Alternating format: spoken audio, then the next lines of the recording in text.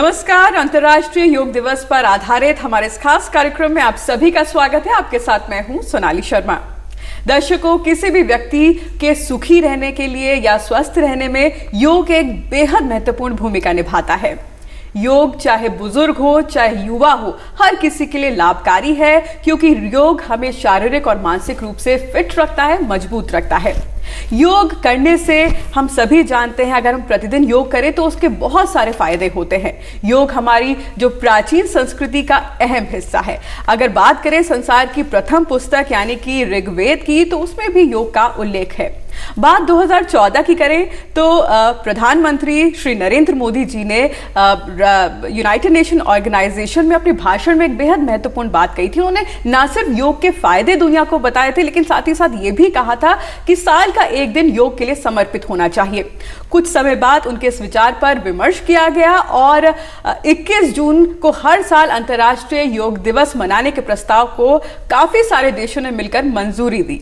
यानी कि 2015 21 जून से निरंतर आज तक अंतर्राष्ट्रीय योग दिवस मनाया जाता है और पूरा विश्व एकजुट होकर इस दिन योग करता है। लेकिन इस साल की अगर बात करें दर्शकों, तो कोरोना महामारी के कारण इस साल योग दिवस हम एक साथ मिलकर तो नहीं मना सकते, लेकिन अपने घर पर रहकर अवश्य हम इस दिन को आज मना रहे हैं। साथ ही साथ अंतर्राष्ट्रीय योग दिवस की इस बार की जो थीम दी गई है, घर पर योगा परिवार के साथ योगा, यानी कि आप घर पर रहें और अपने परिवार के साथ आराम से बैठकर योग जरूर करें, क्योंकि योग ही आपके जीवन का एक महत्वपूर्ण आधार है।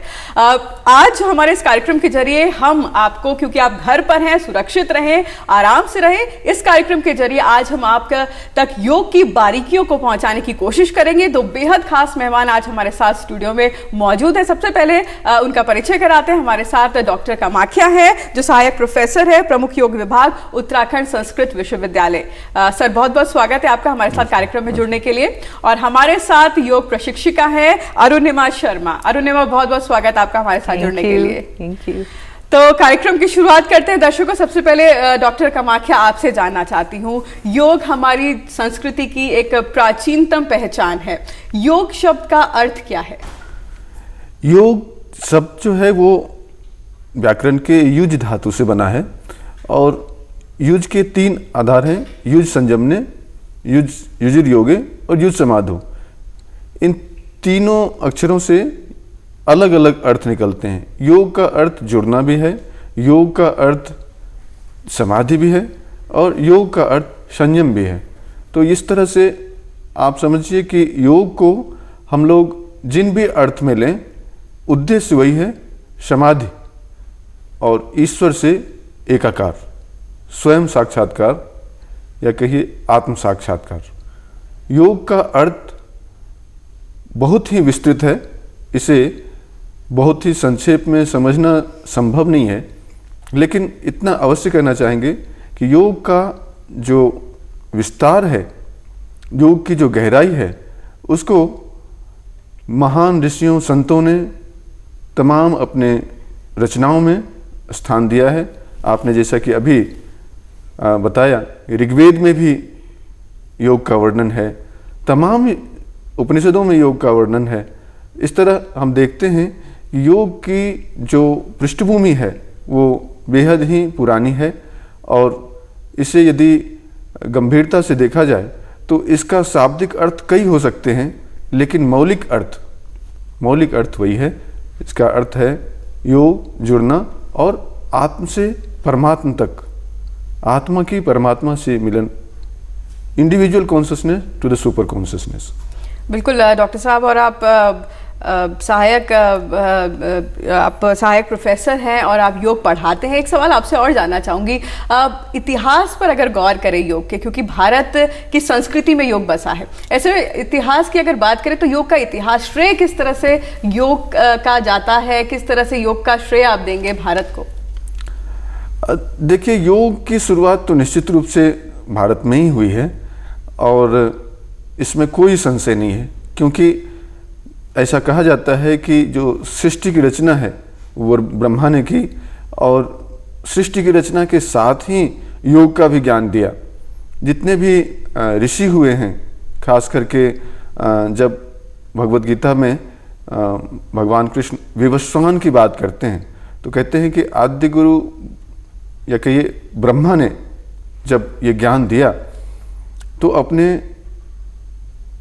पुत्र मानस पुत्र मनु को दिया और मनु से फिर उनके संतानों को और उनके शिष्यों को, और इस तरह से वो परंपरा आगे फैली। तो ये जो हिमालय क्षेत्र है, ये जो हमारा उत्तराखंड है, यही योग की भूमि है। और यदि हम इसे यह भी माने कि ये भगवान शिव के ज्ञान के, शिव की परंपरा से चला है, तो ये भूमि भी जो शिव की लीला क्षेत्र है उत्तराखंड या कहिए कि भारत भूमि, ये इस दिव्य ज्ञान का जो केंद्र है वो भारत ही है। और तमाम जो हमारी आर्ट्स ग्रंथ हैं उसमें जब हम इसका वर्णन पाते हैं तो इसमें कोई संशय नहीं रह जाता कि इसकी पृष्ठभूमि भारत में ही है। इस ज्ञान का जो जन्मदाता है वो भारत है। बिल्कुल। अरुणिमा, आपसे जानना चाहूंगी, आप सालों से योग सिखा रही हैं और आप इसके इतिहास से भी वाकिफ है, किस तरह से आप योग को आज के समय में देखती हैं? आई थिंक जिस सेंचुरी में हम रह रहे हैं सब कुछ बहुत फास्ट होता जा रहा है, तो योग एक ऐसी चीज़ है जो हमें थोड़ा स्लो डाउन करती है। ये बहुत प्राचीन टाइम से हमारे लाइफ से जुड़ा हुआ है, पर इस मोमेंट में इसकी डेवलपमेंट ज़्यादा हो रही है क्योंकि हमारी लाइफ इतनी क्योटिक हो गई हैं, खाने का कोई समय नहीं रहता है, लोग सिर्फ भागा दौड़ी में ही इन्वॉल्व हैं, कभी कुछ खाते हैं कभी नहीं खाते हैं, एक्सरसाइजेज हो रही है नहीं हो रही हैं। आप देख रहे हैं हम कोरोना के मिड्स में है, हमको कभी लगता नहीं था ऐसे पैंडेमिक आएगा। तो द सेम वे और भी डिजीजेस हैं जो पहले कभी थी नहीं और अब आ रही हैं, बट योग में इन सब का सल्यूशन है। सो पहले योग लिबरेशन के लिए करा जाता था, अब yoga good health, good mental state, good physique, इन चीज़ों के लिए करा जाता है। जैसे इन्होंने कहा कि ऑफ कोर्स योग का भगवान से जुड़ना, टू जॉइन द कॉन्शियसनेस, वो बहुत ही इम्पोर्टेंट महत्वपूर्ण पार्ट है योगा का। But people have started looking at yoga is a complete holistic approach, and in today's time that is how I think it is very necessary to practice yoga. बिल्कुल। Doctor साहब, आपसे अब जानना चाहूँगी, योग के प्रकार पर अगर हम गौर करें तो कितने प्रकार के योग होते हैं, उनका वर्गीकरण किस तरह से है, हम चाहेंगे कि आप हमारे दर्शकों को बताएं।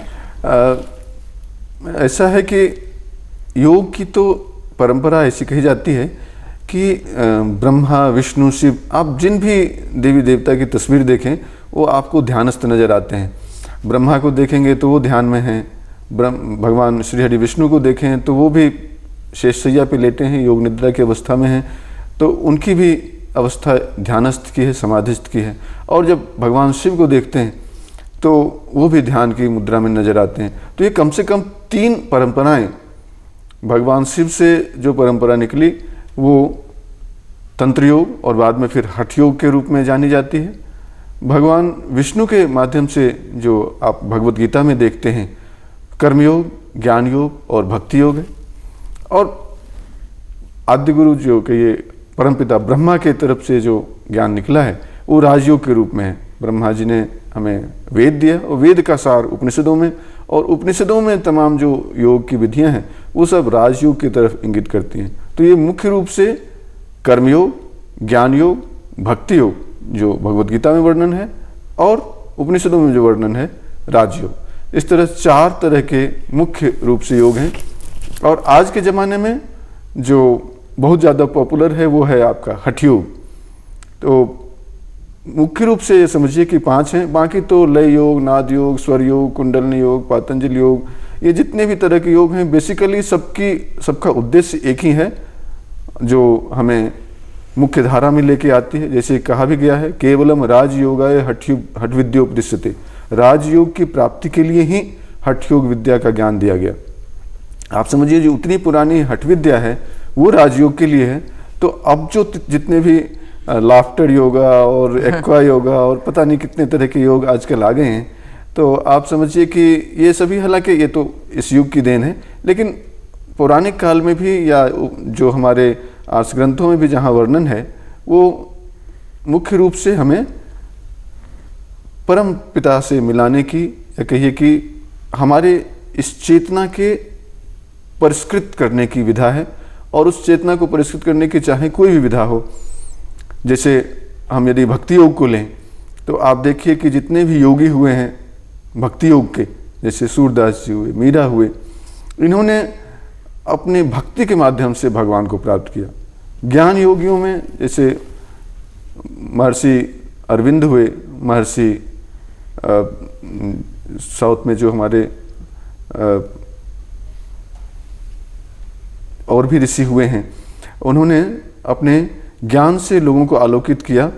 जो महर्षि रमन थे, उनके बारे में ऐसा कहा जाता है कि उनके आसपास का एक ऐसा ऑरा फील्ड बन जाता था जिसमें वो जो भी व्यक्ति जाता था उसके अंधकार, उसके अज्ञान ऑटोमेटिक नष्ट हो जाते थे। उनका ज्ञान का स्तर इतना ऊंचा था कि उन्हें कुछ कहने, कुछ संवाद करने की आवश्यकता नहीं होती थी। जो भी उनके सानिध्य में बैठा उनके सवालों का जवाब मिल जाता था। उसी तरह से कर्मयोगी जितने भी हुए हैं, आज के युग में भी हुए हैं, जैसे हम जानते हैं विनोबा भावे जी को जानते हैं, महात्मा गांधी जी को जानते हैं। इन्होंने कर्मयोग की साधना की, कर्मठता दिखाई और action without expectation with perfection. Perfection तभी आता है जब हम एक्सपेक्टेशन से रहित होकर के कर्म करते हैं।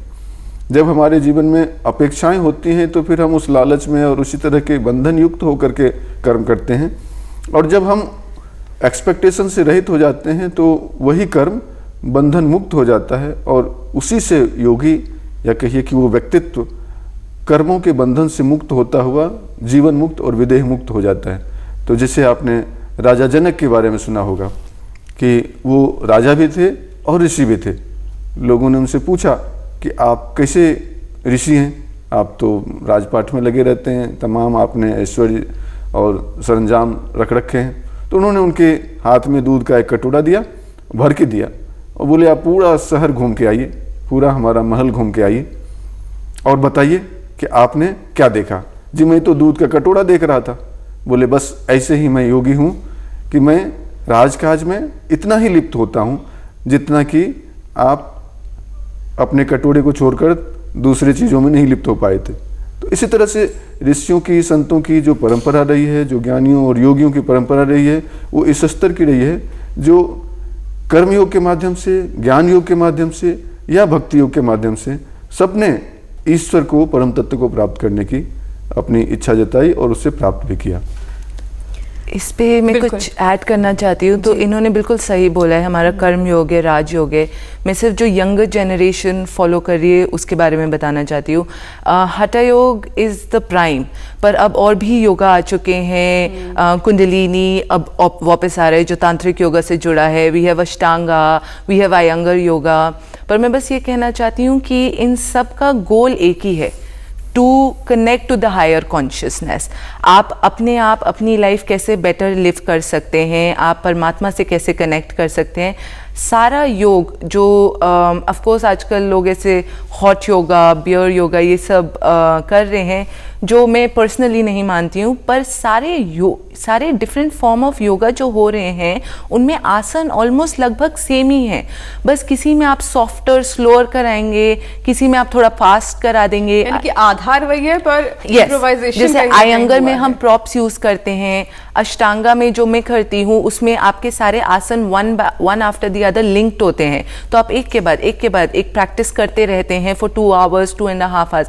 पर जो बेस है, जो मेन चीज है, जो राजयोग कर्म योग से आता है, आपके आसन और मेडिटेशन, ध्यान लगाना, वो सब में सेम ही है। आपका जो फाइनल गोल है वो एक ही जगह जाना है, चाहे वो आप कौन सा फॉर्म ऑफ योगा भी लें। बिल्कुल। इसी से जुड़ा एक और सवाल अरुण मैं आपसे करना चाहती हूँ। अब शरीर को तो हम मजबूत करते ही हैं, जब हम योग करते हैं हमारा शरीर हर पल मजबूत होता है। हम अपने मस्तिष्क और हृदय को किस तरह से मजबूत करते हैं योग के साथ साथ? देखिए योग के साथ क्या होता है, एक तो आपकी आसना प्रैक्टिस होती है जो फिजिकल बॉडी का ध्यान रखती है। एक होता है ध्यान लगाना, जो हम करते हैं मेडिटेशंस के थ्रू, प्राणायाम के थ्रू। इसमें भी मैं अपने जैसे स्टूडेंट्स को कहती हूँ, हम different type of meditations try करते हैं। हम कुंडलिनी ट्राई करेंगे, हम त्राटक ट्राई करेंगे, हम ओम चांटिंग करेंगे, हम कोई और चांटिंग करेंगे। तो आप जिस चीज़ से रिलेट कर सकते हैं, क्योंकि हम सब अलग हैं, तो आप किस चीज़ से रिलेट कर सकते हैं, कौन सी मेडिटेशन प्रैक्टिस से रिलेट करते हैं, आप उसको अपनाइए और उससे अपने आप को बेटर करिए। जब क्या होता है, जब हम ब्रेथ वर्क करते हैं, फॉर एग्जाम्पल मैं आपको अनुलोम विलोम का एग्जाम्पल देती हूँ, जो शायद बहुत सारे लोगों को पता भी होगा। अनुलोम विलोम हम एक लेफ्ट नॉस्ट्रिल से स्टार्ट करते हैं, हम राइट नॉस्ट्रिल पे एक्सेल करते हैं, फिर से राइट से इनहेल करते हैं और लेफ्ट पे एक्सेल करते हैं। तो काफ़ी लोगों को पता होगा ये बात कि हम अपना लेफ्ट साइड ऑफ ब्रेन ज़्यादा यूज़ करते हैं। So when we do a practice of Anulom Vilom, एक से सांस लीजिए, दूसरे से एक्सेल करिए, दूसरे से, तो हम अपनी नाड़ियों को एक्टिवेट करते हैं। ये दो नाड़ी जो हमारी लेफ्ट और राइट नॉस्ट्रिल में होती है, ये जाके हमारी सुषुम्ना नाड़ी से मिलती है, जो हमारी रीढ़ की हड्डी में फर्दर एक्सटेंड होती है। This the breathing from the left to right, right to left balances the left side and the right side of your brain, thus activating and nourishing both the sides of the brain. तो ये जब क्योंकि हमारी पूरी जो body circulation है वो आ तो हमारे मस्तिष्क से रहा है ना, जब हम उसे ही बैलेंस करेंगे और ब्रेथ वर्क से उसको और कंट्रोल में लाएंगे, तो ऑफ कोर्स जो हम थॉट्स लेते हैं, जैसे आपने बात करी, हम उसको स्ट्रॉन्ग कैसे कर सकते हैं। हम कोई डिसीजन लेना चाहेंगे पर हमें उतनी विल पावर नहीं होती है कभी कभी, या उतनी स्ट्रेंथ नहीं होती है, या हम ये सोचते रहते हैं लोग क्या कहेंगे। तो ये बैलेंस ऑफ ब्रेथ वर्क आपके माइंड को स्ट्रेंथन करता है, विच दस results in everyday life processes, action, reactions, everything.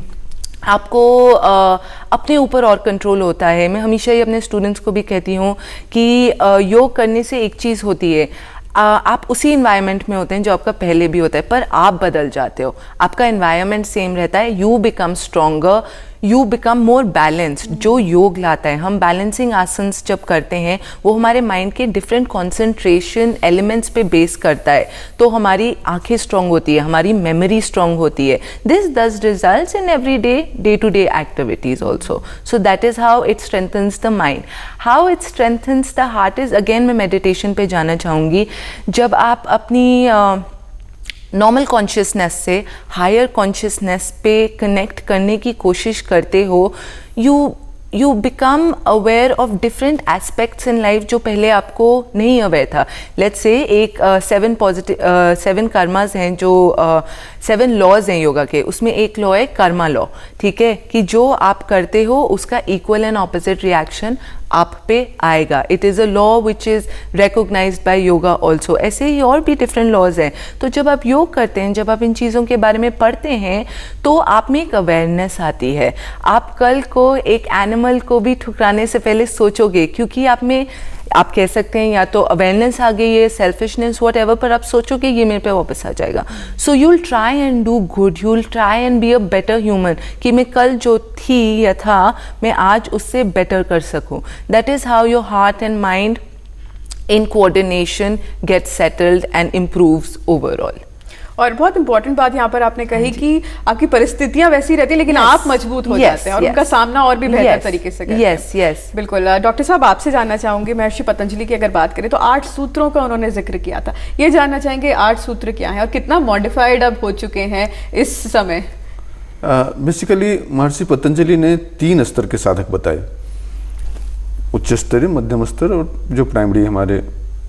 तो उच्च स्तर के साधकों के लिए उन्होंने जो अभ्यास और वैराग्य, अभ्यास वैराग्याभ्याम तन्निरोधः के माध्यम से एक ही सूत्र दिया।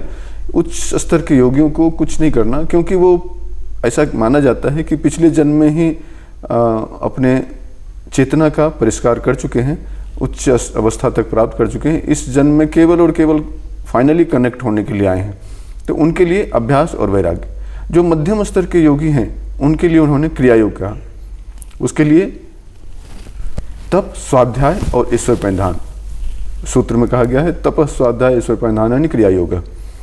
और जो हमारे जो नए लोग हैं, जो बिगनर्स हैं, उनके लिए उन्होंने अष्टांग योग बताया, जिसमें उन्होंने यम, नियम, आसन, प्राणायाम, प्रत्याहार, धारणा, ध्यान और समाधि, इन 8 अंगों की चर्चा की।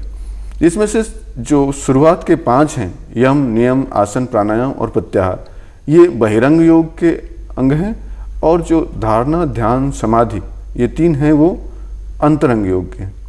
जो बहिरंग योग है वो ज़्यादा महत्वपूर्ण है। उसमें भी आज के ज़माने में हालांकि यम, नियम जो सत्य, अहिंसा, अस्तेय, ब्रह्मचर्य, अपरिग्रह, ये यम हैं। शौच, संतोष, तप, स्वाध्याय, ईश्वर प्रधानन, ये नियम हैं। तो ये 5 यम और 5 नियम आज के ज़माने में यदि हम देखें तो महात्मा गांधी को हम फॉलो कर सकते हैं। उन्होंने यम नियम को बहुत गंभीरता से पालन किया। स्वच्छता, शौच से अर्थ है स्वच्छता, शौच, संतोष उनके जीवन में दिखता है। तप, खूब अपने आप को तपाया उन्होंने, और स्वाध्याय, ऑलवेज उनके हाथ में गीता रहती थी, अध्ययन करते थे, और ईश्वर प्रधान, ईश्वर के प्रति आस्था। इन 5 यम का यदि हम भी पालन करें, 5 क्या उनमें से एक भी यम का पालन हम नियमित करें, तो हमारी चेतना का उत्थान परिष्कार होने लगता है। उसी तरह से जो 5 नियम हैं, अहिंसा, सत्य, अस्तेय, ब्रह्मचर्य, अपरिग्रह, इसमें उन्होंने, आपने देखा कि सत्य और अहिंसा 2 ही चीज़ ली, और ऐसा कहा जाता है कि सत्य अहिंसा के बल पर हमने आज़ादी पाई। तो महात्मा गांधी के जीवन चरित्र को हम देखें तो उन्होंने सभी यम नियमों का पालन किया है।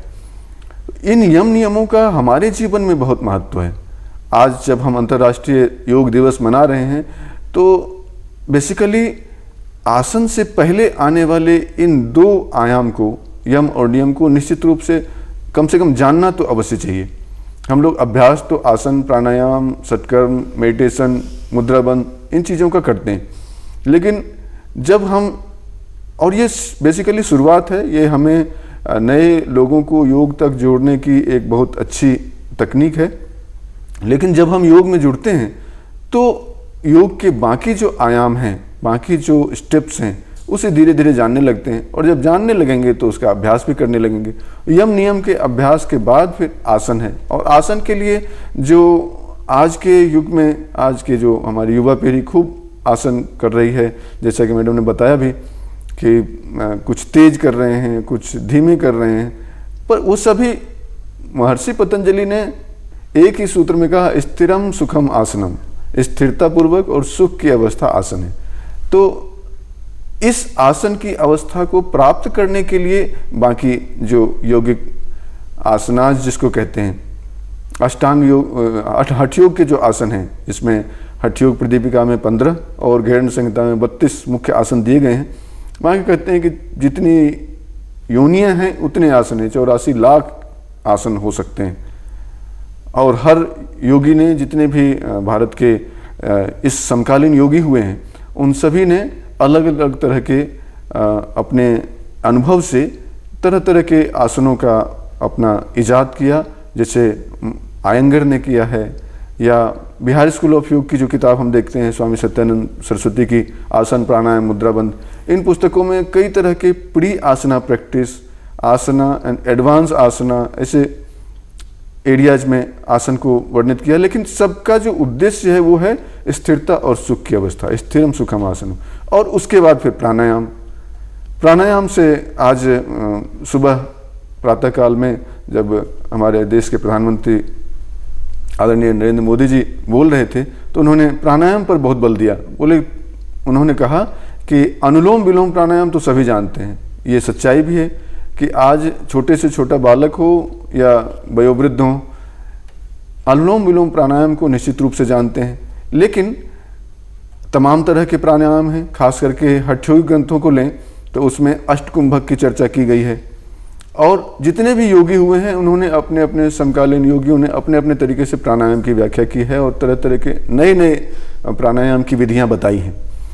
तो अंततोगत्वा उनका जो उद्देश्य है वो है प्राण का आयाम, यानी प्राण का विस्तार, ताकि हम अधिक से अधिक अपनी जीवनी शक्ति, अपनी ऊर्जा को बना सकें। आज के इस कोरोना संकट के युग में जब हमें अपने इम्यून सिस्टम को स्ट्रॉन्ग करना है तो इस वजह से इस समय में प्राणायाम की महत्ता बहुत अधिक बढ़ जाती है। क्यों? क्योंकि कोरोना जो महामारी है, उसका जो वायरस है कोविड-19, वो हमारे सबसे पहले लंग्स को ही इन्फेक्ट करता है। तो यदि हम लंग्स को स्ट्रॉन्ग बनाना चाहते हैं तो प्राणायाम का महत्व आज भी है।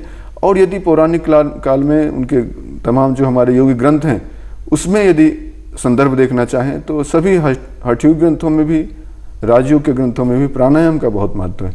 यम नियम आसन प्राणायाम के बाद फिर जो प्रत्याहार है वो सबसे महत्वपूर्ण पॉइंट है, टर्निंग पॉइंट है, जब आप हायर स्टेज ऑफ योग में एंटर करना चाहते हैं, जिसमें आप अपने तमाम इंद्रियों को अपने अंदर कछुए की तरह समेट लेते हैं और उन इंद्रियों के वजह से जो चित्तवृत्तियां हैं जो फैल रही हैं उसका हम प्रत्याहार के माध्यम से निरोध कर लेते हैं और यहीं से अंतरंग योग की शुरुआत हो जाती है। फिर धारणा है, देशबंधस्य चित्तस्य धारणा, फिर ध्यान है, तत्र प्रत्येकतांता ध्यानम, और उसके बाद समाधि है जो परम योग की अवस्था है।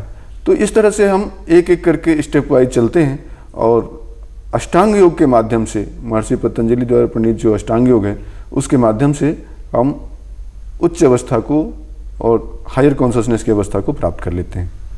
बिल्कुल डॉक्टर साहब, बेहद महत्वपूर्ण यहाँ पर आपने जानकारी दी और बताया किस तरह से स्टेप बाय स्टेप हमें चलना है अगर योग को हमें अच्छे से अपनाना होगा। तो अरिंदमा जी, आपसे अब जानना चाहूंगी, कुछ नियम होते हैं जब हम रोज प्रतिदिन जब हम योग करते हैं तो कौन से ऐसे छोटे छोटे नियम है जिनका पालन हमें करना चाहिए जो जिससे जो क्रियाएं हम करें वो पूरी तरह से इफेक्टिव हों?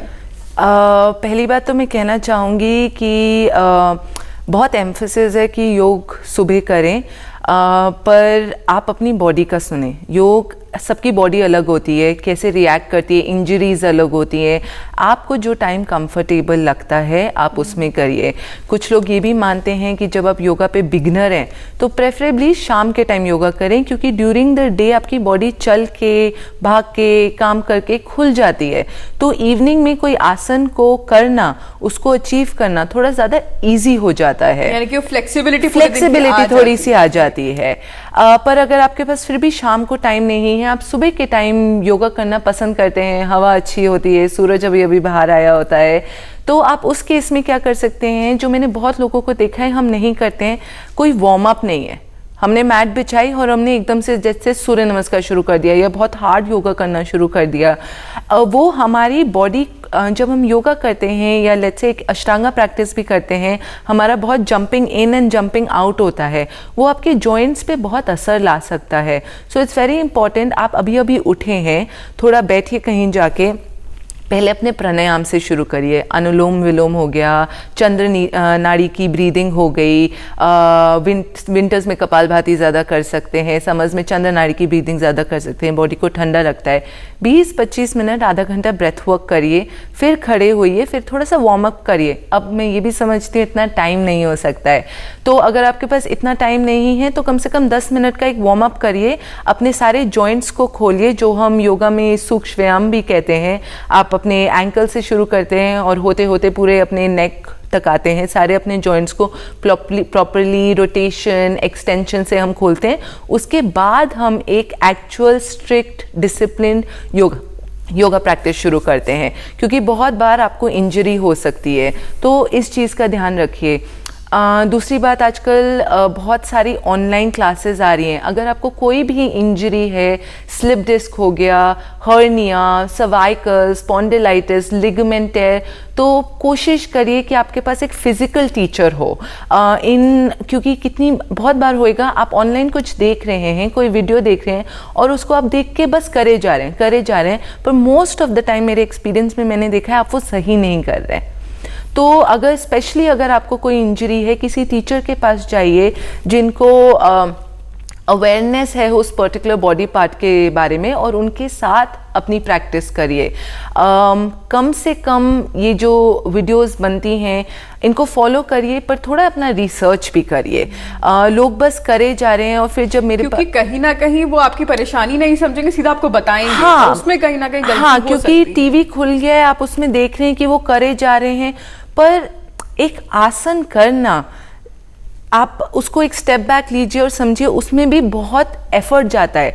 आपको लेट्स से अगर आप शीर्ष आसन कर रहे हैं, जो हेड स्टैंड कर रहे हैं, उसमें हम अपने स्टूडेंट्स को बताते हैं कि पहले लेट्स से अपने फोरआर्म और शोल्डर्स की स्ट्रेंथनिंग करिए, उसके बाद अपने कोर को स्ट्रेंथन करिए, फिर हम शीर्षासन में जाएंगे। अब लोग क्या करते हैं, वो डायरेक्ट शीर्षासन में जाने की कोशिश करते हैं, जिससे कभी वो पीछे गिरते हैं, कभी आगे गिरते हैं, इससे आपको इंजरी हो सकती है। तो ध्यान से करिए, बिल्कुल भेड़ चाल का पार्ट मत बनिए, जो हो रहा है बस उसे फॉलो मत करते रहिए। आपके आसपास आजकल सब जगह योग सिखा रहे हैं, आपको योग केंद्र मिल जाएंगे हर जगह। Go to a teacher.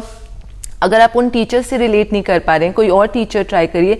पर किसी के पास, अगर आप बिगनर हैं तो टीवी देख के योग कम सीखने की कोशिश करिए। एक टीचर के पास जाके जो आपके पास रह सके, आपको बता सके कि किस चीज़ का कहाँ असर हो रहा है, उनके साथ जाके आप प्रैक्टिस करिए। ये मेरे को लगता है बहुत क्रूशियल है बिगनिंग में ध्यान रखने के लिए। और चीज़ों का आप क्या ध्यान रख सकते हैं? खाना खाते ही योगा ना करें, ये आपके डाइजेशन के साथ इंटरफेयर करता है। सबका सिस्टम अलग हो सकता है।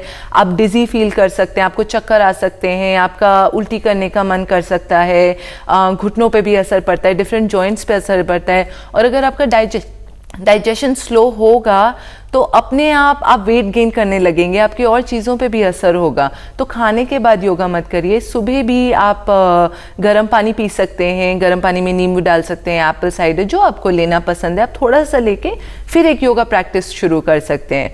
अगर आप एडवांस्ड योगा स्टूडेंट हैं तो जो षटकर्मा क्रिया हैं वो भी किसी के अंडर करिए। बहुत स्टूडेंट्स को मैंने देखा है जिनके साथ बहुत कुछ गलत हो चुका है एक षटकर्मा क्रिया में, तो किसी के साथ रहिए। सूत्र नीति हो गई, नौली हो गई, सिर्फ टीवी देख के मत करिए, या आप सिर्फ एक गूगल पे रिसर्च करके मत करिए। आप अपने ऑर्गन्स के साथ, आपके इंटेस्टाइन्स के साथ खेल रहे हैं, उनको आप इम्प्रूव कर रहे हैं, उनको क्लीन कर रहे हैं। So very important to be very aware about what you are about to do. बिल्कुल। और अरुणिमा, कई लोगों के ये भी सवाल आते हैं, क्या योगा एक दिन में 2 बार किया जा सकता है? क्योंकि कुछ लोग तो ऐसे होते हैं जिनको बहुत जल्दी उसके इफेक्ट्स देखने होते हैं, लेकिन कुछ लोग अपने मन की शांति के लिए, मस्तिष्क की शांति के लिए योगा को 2 बार दिन में करना चाहते हैं। तो क्या ऐसा संभव है? आप डेफिनेटली कर सकते हैं, ऐसा नहीं है कि नहीं कर सकते, बट मेक श्योर फिर आपकी डाइट उसको मैच कर रही है। अगर आप कम डाइट खा रहे हो, कह रहे हैं हम कम खाना खाएंगे लेकिन हम ज़्यादा योगा करेंगे, वो आपको कभी बेनिफिट नहीं करेगा, क्योंकि जो आप अंदर डालते हैं वो ही बाहर निकल के आता है। अगर आप न्यूट्रिशियस फूड नहीं खाएंगे और 2 बार दिन में योगा करना चाहते हैं, you will and up falling down. आप में स्ट्रेंथ ही नहीं रहेगी वो करने की। तो अच्छा खाइए। 2 बार योगा करने में, योगा टीचर हूँ मैं, कम से कम 5 क्लासेस लेती हूँ, उसके अलावा 2-3 घंटे खुद करती हूँ, पर मैं मेक श्योर करती हूँ कि मेरी डाइट उसको मैच करे। तो अगर आपको करना है आप कर सकते हैं। खाने के बाद मत करिए, सुबह कर लीजिए, शाम को कर लीजिए, पर अपनी डाइट मैच करिए। मैं एक और बात कहना चाहूँगी, बहुत लोग फिटनेस में घुसते हैं और एकदम खाना बंद कर देते हैं। That is never going to help. आप खाना कम कर देंगे तो आप जो भी खाएंगे आपकी बॉडी उसको फैट एज सोर्स अपनी बॉडी में स्टोर कर लेगी। आप चलते हैं, आप आंखें ब्लिंक करते हैं, आप बोलते हैं, आप सांस लेते हैं, आपकी बॉडी को इन चीज़ों के लिए भी एनर्जी चाहिए। उसके बाद अगर आप योगा करेंगे तो उसके लिए और एनर्जी तो चाहिए होगी ना। तो अच्छे से खाइए, और फिर अगर आपको 2 बार भी करना है आप डेफिनेटली कर सकते हैं। बिल्कुल। और आपने यहाँ पर डाइट की बात करी, तो इसी से जुड़ा एक और सवाल कि हमने देखा है कई लोग जब जिम जाते हैं तो एक पर्टिकुलर डाइट पे होते हैं, और आजकल बहुत तरह की डाइट चलती है, कीटो डाइट ये। लेकिन योग के साथ किस तरह की डाइट हमें फॉलो करनी है? या फिर कई लोग ये भी मानते हैं कि हम योग के साथ खा सकते हैं कुछ भी, क्योंकि योग करके हमें जो शांति मिलती है उससे हर तरह की डाइट चलती है। देखिए, डेफिनेटली जब आप योग करते हैं अपना खाना हल्का रखिए। मैं खुद नॉन वेजिटेरियन से वेजिटेरियन बनी हूँ, क्योंकि मैंने योग करते करते रियलाइज़ करा कि जब आप लेट्स से नॉन वेजिटेरियन खाते हैं तो वो आपकी बॉडी में ज़्यादा टाइम रहता है, ठीक है। और कुछ लोगों को आदत है ये सब रात को खाने की। अब वो जब डाइजेस्ट नहीं होगा, आप सुबह जब उठेंगे योगा करने के लिए आपकी बॉडी अपने आप हैवी फील करेगी, आप उतनी जल्दी मूवमेंट नहीं कर पाएंगे। तो हल्का खाइए, न्यूट्रिशियस खाना खाइए, और अपना खाना मैच करिए अपने आसना प्रैक्टिस के साथ। अगर आप 20 मिनट का कर रहे हैं तो उसके अकॉर्डिंग खाइए। मैं डाइट में बिलीव नहीं करती, मैं सब कुछ खाने में बिलीव करती हूँ, पर मैं अपने पोर्शंस कंट्रोल करती हूँ। हमारी एक ह्यूमन नेचर है, हम खाने पे थोड़ा कंट्रोल कम रख पाते हैं। मम्मियाँ भी आसपास होती हैं, ग्रैंड पेरेंट्स भी होते हैं, अच्छा बच्चा ये खा लो, पर आप अगर कंट्रोल में सब खाएंगे, आउट ऑफ कंट्रोल तो कुछ भी खराब है ना। कुछ लोग कहते हैं कि शुगर, जिन लोगों को शुगर की लत लगी हुई है वो ड्रग से भी ज़्यादा खराब है। तो अगर आप कोई चीज़ भी एक्सेस तेल ज़्यादा डालेंगे खाने में, बादाम ज़्यादा खा लेंगे तो वो गर्मी देगी, आप कुछ भी ज़्यादा करेंगे वो हमेशा आपको बुरा ही इफेक्ट देगा। बिल्कुल। तो जो भी खा रहे हैं थोड़ा कंट्रोल में खाइए। आपकी जब प्लेट सामने होती है उस पर देखिए कि न्यूट्रिशियस वैल्यू कितनी है, प्रोटीन इनटेक थोड़ा करिए।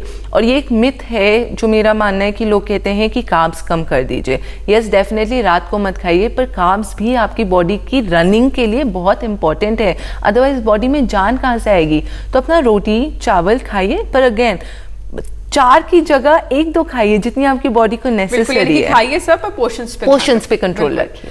डॉक्टर साहब, आपसे जानना चाहती हूँ, भागदौड़ भरी हमारी जिंदगी है, योग आखिर क्यों जरूरी है? इसको करने से हमें क्या फायदे होते हैं जो योग ना करने वाले को नहीं मिल सकते कभी भी?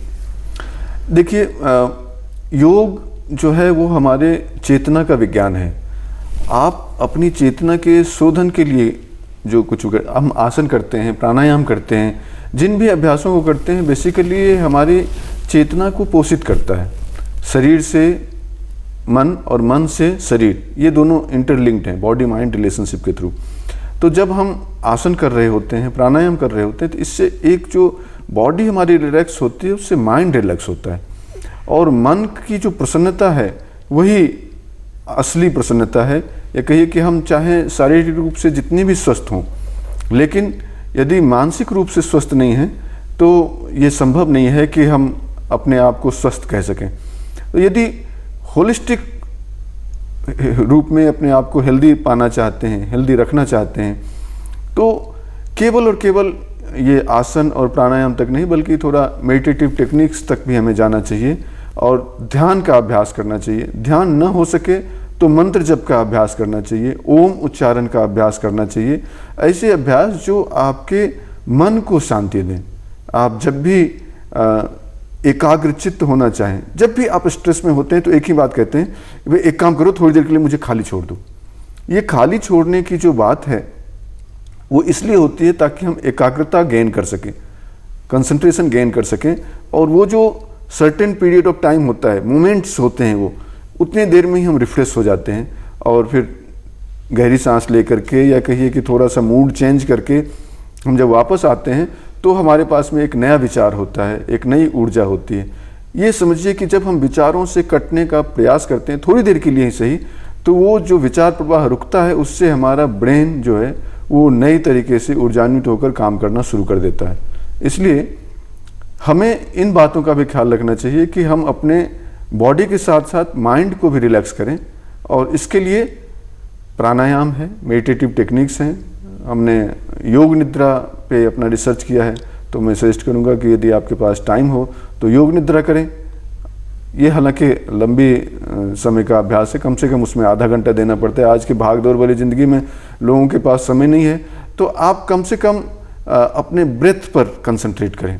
जब भी आपको लगे कि हमारे ऊपर ज़्यादा कार्य का दबाव है, या सर्कमस्टांसेस ऐसे बन जाते हैं जब आप शारीरिक श्रम ना होते हुए भी थकान महसूस करते हैं, तो ऐसे में आपको एक ही काम करना चाहिए, वो है प्राणायाम। और प्राणायाम के बाद जो स्थिरता आती है शरीर में, वो ध्यान की अवस्था या एकाग्रता की अवस्था, उसको थोड़ी देर के लिए अभ्यास में लाना चाहिए। संभव हो तो आप ओम उच्चारण करिए। हालांकि कई लोग इस पे भी ऑब्जेक्शन कर सकते हैं कि भाई ओम उच्चारण कहीं सनातन धर्म नहीं, ये योग की भाषा में है। आप ओम न उच्चारण कर सकें तो भ्रामरी प्राणायाम कर लीजिए, मुंह बंद करके हमिंग साउंड निकालें, और इस तरह से आप अपने ब्रेन के जो न्यूरॉन्स हैं उनको एक वाइब्रेशन दे करके और उनको आप रिलैक्स करते हैं। तो उसमें इतनी देर तक क्या होता है, विचार बंद हो जाते हैं और माइंड हमारा काम हो जाता है। तो थकान भरी जिंदगी है, भागदौड़ भरी जिंदगी है, लेकिन उससे बहुत जल्दी योग के अभ्यास कुछ ऐसे भी हैं जो बहुत जल्दी आप अपने आप को फिर से एनर्जाइज कर सकते हैं, संतुलित हो सकते हैं। इस वक्त पूरा विश्व कोरोना महामारी से जूझ रहा है। ऐसे में क्योंकि अभी दवा नहीं है, किस तरह से हम योग के जरिए खुद की इम्यूनिटी को बढ़ाएं, और किस तरह से इस बीमारी से, क्योंकि लंग्स खास तौर पर अफेक्टेड होती हैं, हमारा थ्रोट अफेक्टेड होता है, तो किस तरह से इन ऑर्गन्स को हम मजबूत कर सकते हैं योग के जरिए? योग के एरिया में अभी जो रिसेंट रिसर्चेज हुए हैं उसके आधार पे हम लोगों ने जाना है कि अपने आप को एनर्जाइज करना बहुत ज़रूरी है अपने अंदर की इम्यूनिटी को डेवलप करने के लिए। रिसेंट रिसर्चेज में हमने प्राणायाम के माध्यम से और जो खास करके 3 अभ्यास हमने सेलेक्ट किए हैं, सूर्य नमस्कार, सूर्य भेदी प्राणायाम और सविता ध्यान। यदि इसे हम 10-10 मिनट तक नियमित रूप से करें तो ये कोरोना के संकट में हमें बहुत ज़्यादा इम्यून तरीके से स्ट्रॉन्ग करेगा। इसमें से खास करके जो सूर्य नमस्कार है उससे हमारी बॉडी एनर्जी स्ट्रॉन्ग होती है। सूर्य भेदी प्राणायाम से हम अपने लंग्स को एनर्जाइज करते हैं, जिसमें जो हमने पहले भी बताया कि सबसे पहला जो हमारा इन्फेक्टेड होता है वो लंग्स होता है। लंग्स यदि स्ट्रॉन्ग हो तो आप उसको सूर्य भेदी प्राणायाम के माध्यम से स्ट्रॉन्ग कर सकते हैं। और यदि आपके पास समय हो तो निश्चित रूप से हमें कपालभाति करनी चाहिए। हालांकि ये प्राणायाम का हिस्सा नहीं है, ये सत्कर्म का हिस्सा है, लेकिन है ये ब्रीदिंग टेक्निक तो सभी जानते हैं आज के ज़माने में। कपालभाति के माध्यम से पहले क्लिंजिंग, फिर डीप ब्रीदिंग सूर्य भेदी के माध्यम से, और सविता ध्यान। यदि सविता ध्यान विजुअलाइज कर लें सूर्य को तब भी संभव है, और नहीं तो उगते हुए सूर्य के समय में आप यदि अपने स्किन्स को खोल करके, हथेलियों को खोल के, जिह्वा को खोल के उधर रखते हैं तो इससे आप विटामिन डी डायरेक्ट ले पाते हैं। तो हमारी इम्यूनिटी को स्ट्रॉन्ग करने के लिए जो 3 चीज़ें हमारे इम्यूनिटी को स्ट्रॉन्ग करती हैं वो हैं डाइट, फिजिकल एक्टिविटीज़ जो कि आजकल सेडेंटरी लाइफस्टाइल हो गई है उसको बदलना, और तीसरा है विटामिन डी। इन 3 चीज़ों, विटामिन्स में विटामिन बी कॉम्प्लेक्स भी हो सकता है, विटामिन सी के भी हो सकते हैं, लेकिन विटामिन डी सबसे महत्वपूर्ण है जिसको हम इम्यूनिटी के लिए यूज कर सकते हैं। तो 3 अभ्यास मैं आपको सजेस्ट करूँगा, सूर्य नमस्कार, सूर्य भेदी प्राणायाम, सविता ध्यान। बिल्कुल डॉक्टर साहब, तो यहाँ पर आपने बताया कि हमें क्या क्या करना चाहिए खासतौर पर इस कोरोना काल से। अरुणिमा, आपसे जानना चाहूँगी, हमने कोरोना की बात करी, अब हम बात महिलाओं की करते हैं। महिलाओं में खासतौर पर अगर महिलाएं वर्किंग है या महिलाएं घर पर हैं, कहीं ना कहीं कई बार ऐसा होता है कि तनाव में रहती हैं, काम का इतना ज़्यादा प्रेशर होता है। ऐसे में किन किन हम योग की कौन कौन सी ऐसी क्रियाएं हैं जिनका हम पालन कर सकते हैं जो हमें तनाव मुक्त रखें, खासतौर पर महिलाओं का जीवन, क्योंकि घर पर रहें तो भी काम, बाहर जाती है तो भी काम। तो कुछ ऐसी चीज़ें आप हमारे दर्शकों को बताएं। कुछ आसन हैं जो आप कर सकते हैं। सुप्त कोण आसन, मैं आसन से ज़्यादा उसको एक्सप्लेन कर देती हूँ। जैसे आप अगर बेड पे लेटे हुए हैं तो बटरफ्लाई एक पोजीशन होती है, आप उसमें बैठिए और उसमें लेट जाइए। तो विमेन के लिए ये और भी अच्छा क्यों है, क्योंकि इस मोड में जिसमें आप लेटते हैं ये डायरेक्ट आसन आपके ओवरीज और आपके हार्मोन्स पे अफेक्ट करता है। आजकल मैं बहुत यंग लेडीज़ में भी एंड वर्किंग वुमेन में लाइफस्टाइल डिसऑर्डर्स बहुत देख रही हूँ। PCOD हो गया, PCOS हो गया, and this is all because of stress. क्योंकि घर के, जैसे आपने बोला, घर के काम भी हैं, ऑफिस के काम भी हैं, तो इतना काम बढ़ गया है औरतों के लिए कि वो सारा हमारी ओवरीज और हार्मोन्स पे इफ़ेक्ट होता है। तो बटरफ्लाई अपने जहाँ भी आप सोफे पे हैं या अगर आपके पास मैट है उसमें बटरफ्लाई में बैठिए और लेट जाइए। कम से कम 15 से 20 मिनट आपको इसी आसन में लेटना है। और बहुत बार क्या होता है, हम कोई आसन करते हैं या कोई मुद्रा बनाते हैं तो हम काम भी करते रहेंगे। अगेन विमेन है, इतना सारा काम है करने के लिए, आप काम भी करते रहोगे पर आप वो मुद्रा बना के रखोगे, या अगर जैसे मैंने आपको जो आसन सजेस्ट करा है आप उसमें लेटे हैं पर आप न्यूज़पेपर पढ़ रहे हैं या फ़ोन पे कुछ कर रहे हैं, ये सब मत करिए। आप वो आसन आपके लिए सिर्फ तभी काम करेगा जब आपका पूरा अवेयरनेस और अटेंशन उस पोजीशन में आपकी बॉडी के ऊपर होगा। तो आप ये कर सकते हैं। विमेन के लिए मैं एक और सजेस्ट कर सकती हूँ, आपके आसपास अगर कोई दीवार है, दीवार के पास जाइए, अपने दोनों पैर ऊपर करिए और लेट जाइए, लेकिन आपके पैर दीवार से बिल्कुल जुड़े होने चाहिए। उनको वहाँ दोनों पैरों को खोल लीजिए और वहीं बैठे रहिए। कम से कम 3 बार कर सकते हैं, 1-1 मिनट का अभ्यास से शुरू कर सकते हैं। Again this is very good for your hormone. जितना बेटर आपका हार्मोन रहेगा उतना बेटर आपका माइंड रहेगा और उतने बेटर आपका बॉडी की फंक्शनिंग रहेगी। सो विमेन के लिए ये मैं अपने स्टूडेंट्स को भी बहुत रेकमेंड करती हूँ। दीज आर द 2 आसन्स जो आप कर सकते हैं। ये आपके लेग्स को नरिश रखेगा, आपकी अपर बॉडी को स्ट्रेंथन करेगा, और ऑफ कोर्स आपके ऑर्गन्स जब अच्छे रहेंगे, जब हम इंटरनली अच्छे फंक्शन करेंगे तो एक्सटर्नल डिसिप्लिन और फंक्शनिंग तो ऑलरेडी आएगी। बिल्कुल। डॉक्टर साहब, बात डिप्रेशन की करते हैं। कहीं ना कहीं जिस तरह की लाइफस्टाइल है, हमारी डिप्रेशन के केसेस भी बहुत ज़्यादा बढ़ गए हैं और उससे कहीं ना कहीं लोग दवाइयों का सहारा बहुत ज़्यादा लेने लगे हैं। क्या योग में कुछ ऐसे हल हैं जो लोगों को डिप्रेशन से दूर रख सकें, ना वो दवाइयों पर जा सकें? कुछ ऐसे योगासन? मैंने बहुत अच्छी बात आपने कही है। आप देखिए कि ये जो कोरोना संकट और लॉकडाउन का संकट है, इसकी वजह से काफ़ी लोगों की जॉब्स गई हैं, काफ़ी लोग बेरोजगार हुए हैं, अर्निंग का कोई साधन नहीं है, क्या करें। सबसे तो ये बात है कि जो वर्किंग फ्रॉम होम भी है, उसमें भी वो जो रोज़ मिलने जुलने और बाहर निकलने की जो मानसिकता थी और वो एकदम से बंद हो गए, तो डिप्रेशन तो ऑब्वियस है। जब हम एक्टिविटीज़ कम कर देते हैं, अपने आप को इंट्रोवर्ट करते हैं, सबके लिए संभव नहीं है कि इस समय में अपने आप को संतुलित रख सकें। ऐसे में योग बहुत ही महत्वपूर्ण भूमिका निभा सकता है। एंटी डिप्रेसिव ड्रग्स के बहुत सारे साइड इफ़ेक्ट्स हैं, इसलिए आपको ये निश्चित रूप से सजेस्ट करेंगे कि कोई इस तरह के ड्रग्स न लें, उसके साइड इफ़ेक्ट्स हैं। लेकिन योग में यदि आप इसका समाधान ढूंढना चाहें तो बहुत ही अच्छा है कि आप नियमित जो षटकर्म के अभ्यास हैं, खास करके यदि वमन कर सकते हैं तो बहुत अच्छा है। हालांकि इसको बगैर योग इंस्ट्रक्टर के नहीं किया जा सकता। फिर आप भस्त्रिका प्राणायाम है, सूर्य नमस्कार है, ऐसे कुछ हाइपर एक्टिव वाले जो अभ्यास हैं, या फिर कुछ बैकवर्ड बेंडिंग के अभ्यास हैं, खास करके भुजंगासन है। और एक अभ्यास है बहुत ही अच्छा, हमारे सत्यानंद जी की जो पुस्तक है आसन प्राणायाम मुद्राबंद, उसमें लिखा है काष्ठ तक्षण आसन। आप उकरू बैठ जाइए और इस तरह से चॉपिंग वुड पोज कहते हैं, तो उसमें आप ऐसा मान के चलिए कि हम लकड़ी काट रहे हैं हा के आवाज़ के साथ, तो उससे हमारे जो नेगेटिव इमोशंस हैं वो बाहर आ जाते हैं। तो इस तरह के कुछ अपने आप को एक्टिव करने वाले अभ्यास और साथ में कुछ प्राणायाम, खास करके भस्त्रिका प्राणायाम, जिससे कि आपकी इम्यूनिटी भी बढ़ती है और आप स्ट्रांग भी बनते हैं। फिर ओम का उच्चारण, जोर जोर से ओम का उच्चारण करें, आंखें खोल के करें। ऐसे डिप्रेशन के पेशेंट्स को ऐसा जब भी योग के इसमें आते हैं तो कहते हैं कि मुझे मेडिटेशन बहुत अच्छा लगता है, लेकिन ये ही वो दिक्कत है कि मेडिटेशन यदि हमने उसको कराया तो वो और ज़्यादा डिप्रेशन में जाएंगे। इसलिए उनके लिए, डिप्रेशन के लोगों के लिए मेडिटेशन नहीं है, उनके लिए ओम उच्चारण बहुत ज़्यादा है। और कोई भी इंट्रोवर्ट करने वाले अभ्यास न करें, बैकवर्ड बेंडिंग अभ्यास करें, एनर्जाइजिंग अभ्यास करें, एक्टिव करने वाले अभ्यास करें। डिप्रेशन का समाधान योग में है और सभी तरह के डिप्रेशन के पेशेंट इससे ठीक होते भी देखे गए हैं। इसमें मैं एक और चीज़ कहना चाहूँगी, ये उनके लिए है जो अभी उस स्टेज तक पहुंच रहे हैं। जैसे आपने इनसे क्वेश्चन पूछा था क्या चीज़ अलग है जो योगा करते हैं और जो योग नहीं करते हैं। योग एक चीज़ जो आपके अंदर लाती है वो है अवेयरनेस। और आप मैं उसे डिप्रेशन से कैसे लिंक करूँगी, अगर हम घर पे बैठे हैं, अभी हम पूरे क्लिनिकली डायग्नोज डिप्रेस नहीं है, पर हमें लग रहा है हम डिप्रेशन की तरफ बढ़ रहे हैं। अब आपको प्रॉब्लम पता है, अब उसका सल्यूशन ढूंढिए। सल्यूशन ये है कि जैसे ही आपके दिमाग में कोई थॉट आया है उसको वहीं रोकिए। That is why I am using the word awareness. अपने माइंड के प्रति और आपके माइंड में क्या थॉट्स आ रहे हैं उनके प्रति अवेयर होइए। अगर एक थॉट आया और आपको ये सैड कर रहा है, उस थॉट को आप वहीं रोकिए, उस थॉट को बढ़ने मत दीजिए।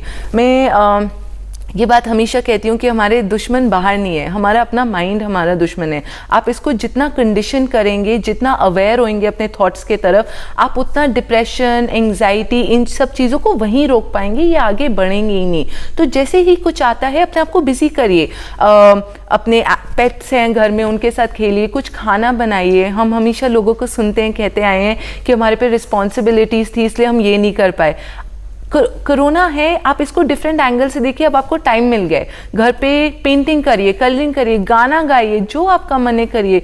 पर जैसे ही वो थॉट जो आपको सैड कर रहा है और आपको नीचे खींच रहा है वो आपके माइंड में आया है और आपको पता चल गया है, उसको आप अवेयर रहिए और उसको वहीं रोकिए। बिल्कुल बिल्कुल। और एक आखिरी सवाल सर आपसे जानना चाहूँगी, अनिद्रा की अगर बात करें, स्लीपलेसनेस की अगर बात करें, तो ये भी एक बहुत कॉमन बीमारी आजकल देखी जा रही है। और लोग रात को सोने जाते हैं लेकिन घंटों तक मोबाइल फ़ोन का यूसेज करते हैं और उससे और साइड इफ़ेक्ट्स होते हैं।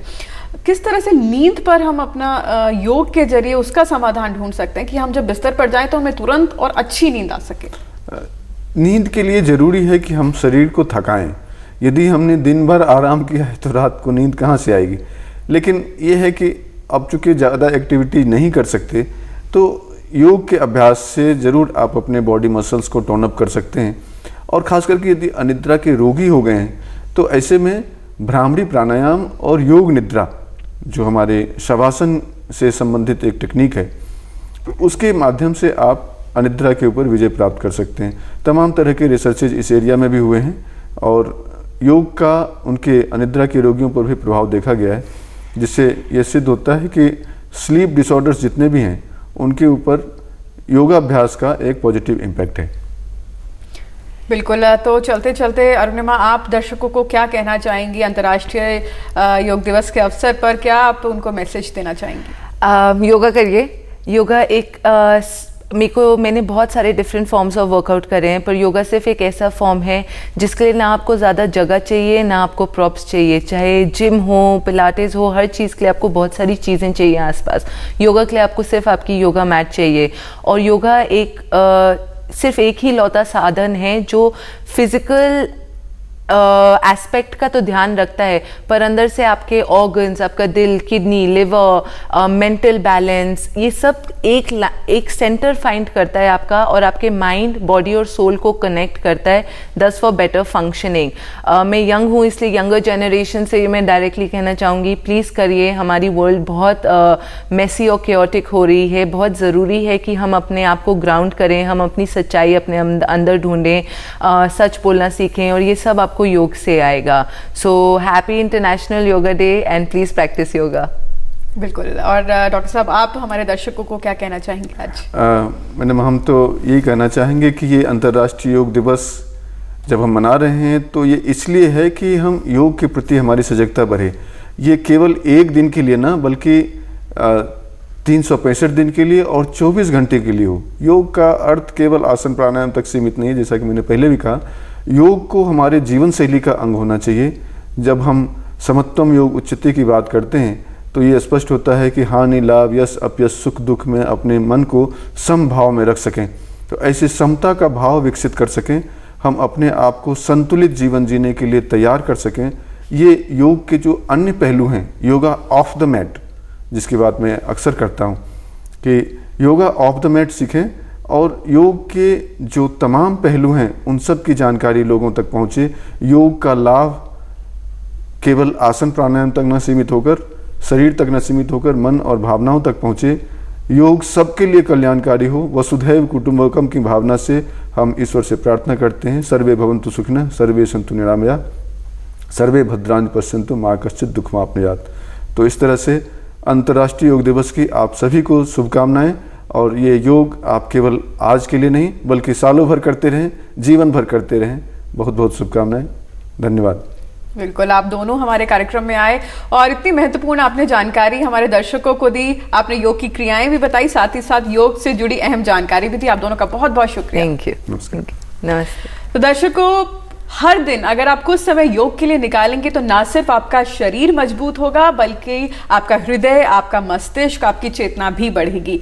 साथ ही साथ योग करेंगे तो कठिन परिस्थितियों से भी पार पाएंगे और आपका आत्मविश्वास भी बढ़ेगा। तो रोज करें, योग करें, जम के करें, लेकिन फिलहाल अपने घर पर करें, अपने परिवार के साथ करें। उम्मीद करती हूँ आपको आज का हमारा कार्यक्रम बेहद पसंद आया होगा। अगली बार किसी और सब्जेक्ट के साथ आपके सामने जुड़ेंगे एक बार फिर से। तब तक के लिए इजाजत दीजिए। नमस्कार।